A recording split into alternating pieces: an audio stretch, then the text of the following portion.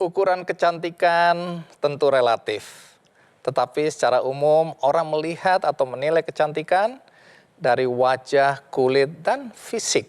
Karena itu kita lihat tren untuk operasi plastik semakin hari semakin meningkat. Semua orang ingin terlihat cantik, terutama perempuan. Nah, kali ini saya mencoba melihat dari perspektif yang berbeda tentang anak-anak muda yang memiliki keunikan. Orang menyebutnya kekurangan, tetapi dengan keunikan atau kekurangan mereka inilah mereka bisa memberikan inspirasi bagi orang lain. Siapa dia? Di sini sudah ada Salma Kiana. Terima kasih sudah mau hadir. Terima kasih Bang Andi. Ada juga Sabrina Felani. Ya. Dan Anindita Asmarani. Terima kasih sudah hadir ya. Tapi sebelum kita lanjutkan, mari kita simak dulu tayangan berikut ini.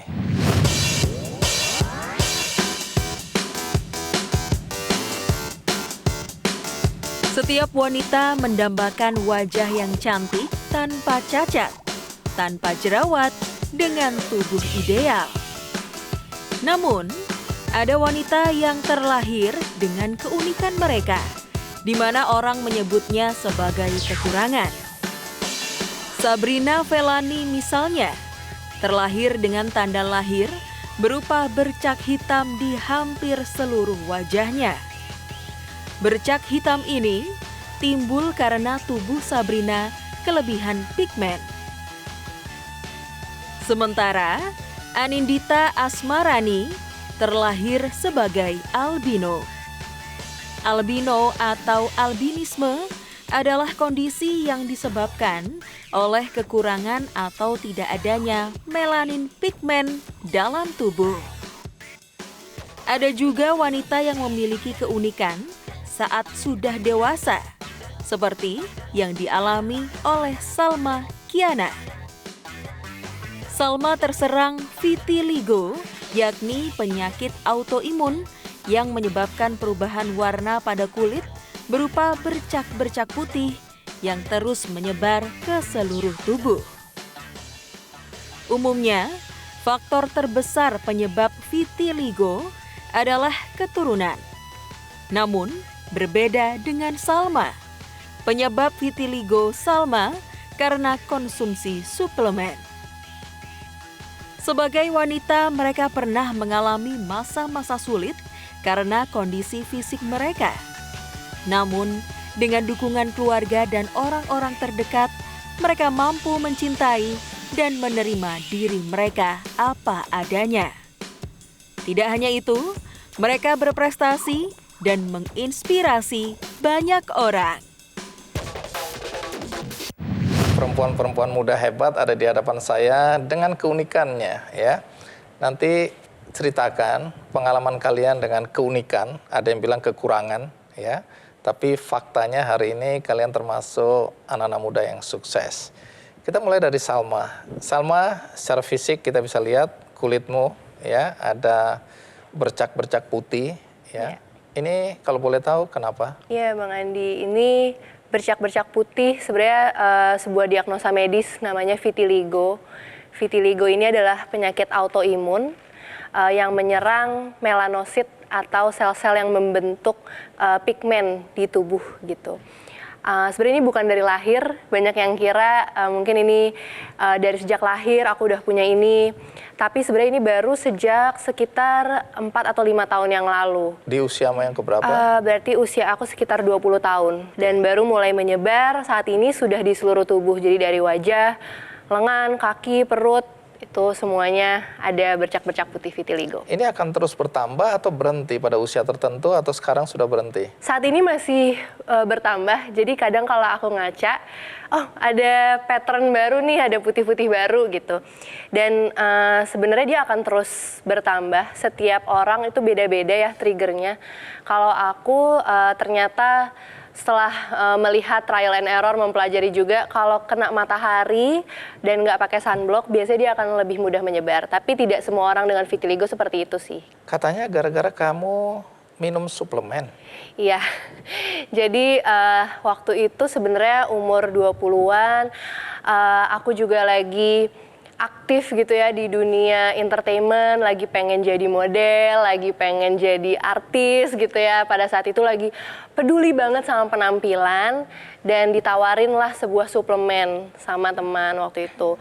Ya suplemen itu juga dibilangnya ini anti-aging gitu ya, bisa mempercantik diri. Aku konsumsi obat tersebut dan ternyata obat itu mungkin bagus untuk mayoritas orang. Tapi untuk aku yang memiliki bakat autoimun, ternyata autoimun itu jadi terpicu gitu. Katanya papa juga sama seperti kamu.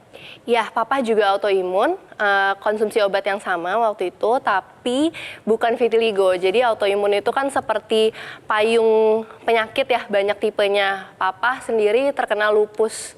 Banyak sekali tipe autoimun, sejujurnya kalau bisa dibilang aku malah bersyukur autoimun yang aku dapatkan itu mungkin dalam tanda kutip hanya vitiligo ya, tidak ada rasa nyeri, tidak ada rasa mungkin jadi sulit untuk beraktivitas sehari-hari sih enggak gitu. Mungkin lebih ke guncangan kepercayaan diri saat itu ya. Nah, kalau Sabrina ya, Sabrina ini lebih kelihatan ya di wajah lagi ya. Kalau ini apa ini Sabrina? Kalau ini hanya tanda lahir. Tanda lahir yang biasa kita lihat di badan fisik, tapi ini ada di wajah. Ya, nggak cuma di wajah, jadi secara acak ada Iya. di seluruh tubuh. Tapi memang ini nggak membesar, nggak berubah volume, nggak banyak juga. Jadi ya dari kecil segitu, besarnya juga sama seperti itu. Jadi dari kecil wajahmu seperti ini. Ya. Apa yang terjadi di masa kanak-kanak ketika teman-teman sekolah misalnya melihat wajahmu seperti ini? Banyak yang berpikir masa kanak-kanakku mungkin ya banyak dibully atau sedih. Justru enggak. Tidak. Oke, jadi teman-temanmu semasa kecil tidak mempersoalkan wajahmu ini. Jadi awal aku lahir, itu aku lahir di lingkup yang kecil. Kecil banget, cuma ada 3 kepala keluarga. Nah, di situ mamahku itu langsung berpikir, aku harus berkembang, jadi pindahlah rumah di lingkungan yang rame. Nah, di situ ternyata benar memang feeling orang tua, jadi aku di situ mentalnya kebentuk. Orang tuamu yang mempersiapkan kamu untuk menghadapi kemungkinan-kemungkinan buruk ya. Ya. Ketika orang melihat kamu dan mengolok-olok mungkin begitu ya. Waktu kamu lahir, ini dari cerita orang tua, Ya. apa ada keinginan orang tua untuk melakukan sesuatu untuk menghilangkan tanda lahir ini? Mbahku itu sebenarnya dulu pas sebelum aku TK itu mau mengoperasikan aku. Cuma mamahku yang nggak bolehin. Karena mamahku berpikir ya mungkin aku lahir dengan seperti ini, udah 100% aku dapat kebaikan yang udah Tuhan kasih. Kalau aku mengubah atau mamahku mengubah, secara Melawan otomatis bisa 50-50. Nanti aku mungkin lebih baik 50% atau justru lebih jelek lagi. Pokoknya lebih buruk. Nenek waktu itu mau atau menganjurkan operasi apa? Operasi plastik. Jadi itu operasi plastiknya itu jenisnya ngambil kulit dari orang tuaku. Sudah ada orang yang melakukannya dan sukses begitu atau belum pernah tahu waktu itu? Oh, kalau pemikiranku, mbahku bisa ada inisiatif seperti itu pasti ada yang Melihat, sukses sebelumnya. Tapi mamaku nggak boleh dan ternyata ada efek baiknya juga gitu sekarang. Nah, nanti cerita efek baiknya ya. Nah, sekarang ke Anin. Anin, kamu nggak punya masalah, aku lihat. Oh ya, alhamdulillah. Alhamdulillah. Cuma kamu lebih putih aja. Dan Iya. rambut pirang begini kan banyak anak muda sekarang yang rambutnya betul. dicat. Betul. Orang bilang buceri, bule cat sendiri. Iya, betul. Tapi Anin, apa yang terjadi padamu? Ya, mungkin kalau dilihat sepintas aja, orang akan ngiranya aku mungkin bule ya. Karena dilihat dari ciri-cirinya, oh rambutnya pirang, oh kulitnya putih. Cuma mungkin yang kalau orang bisa melihat dengan lebih jeli lagi, mungkin dilihat kok ini seperti bule, tapi kok ibarat ada shades warna kulit ya. Aku paling putih, tapi aku ada di sebelahnya lagi. Mungkin kalau ada shades nomor 1, aku tuh shades nomor 0-nya.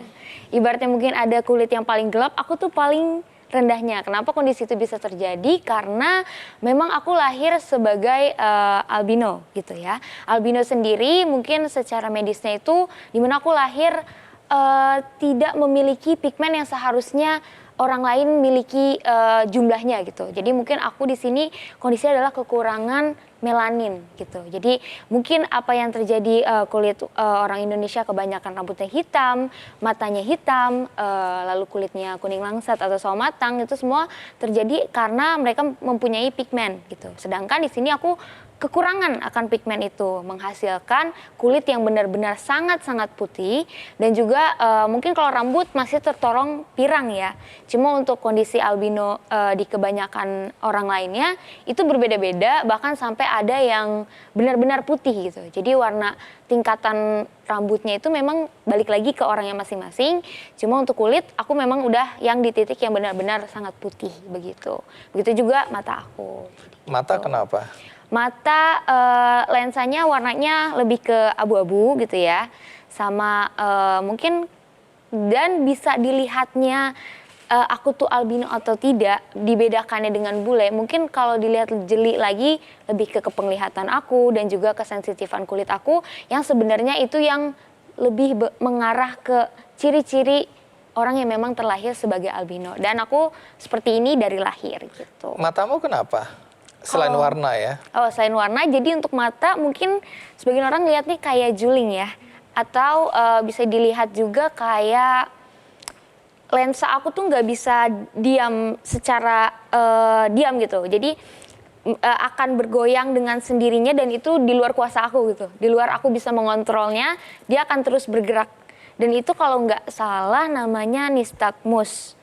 Dan kebanyakan yang mengidap seperti itu adalah orang-orang yang terlahir sebagai albino. Gitu. Kalau kemampuan penglihatan sama atau berbeda? Untuk kemampuan penglihatan, orang tua aku pernah bilang sih kalau memang dari awal aku lahir dokter sudah menyatakan kalau penglihatan aku hanya 70%. Jadi memang sudah dari lahirnya seperti itu dan sampai saat ini mungkin belum ada yang benar-benar kacamata yang bisa menolong untuk, makanya aku nggak pakai kacamata karena sebenarnya sampai saat ini belum ada benar-benar kacamata yang bisa menolong untuk orang-orang yang memang terlahir albino. Oke, jadi kamu juga nggak pakai kontak lens begitu ya? Kontak lens tidak. Jadi kamu jarak segini kamu bisa melihat aku? Bisa, untuk melihat bisa, cuma mungkin untuk secara detail enggak. Lebih ke penglihatannya orang silinder sepertinya sih. Karena kan dia akan terus bergerak lensanya. Jadi untuk benar-benar memfokuskan ke satu titik tuh cukup susah gitu. Nanti kita akan lanjutkan, tapi sekarang kita rehat sejenak, ikuti terus Ki Candy. Dari keluarganya mereka yang enggak terima. Alasannya apa?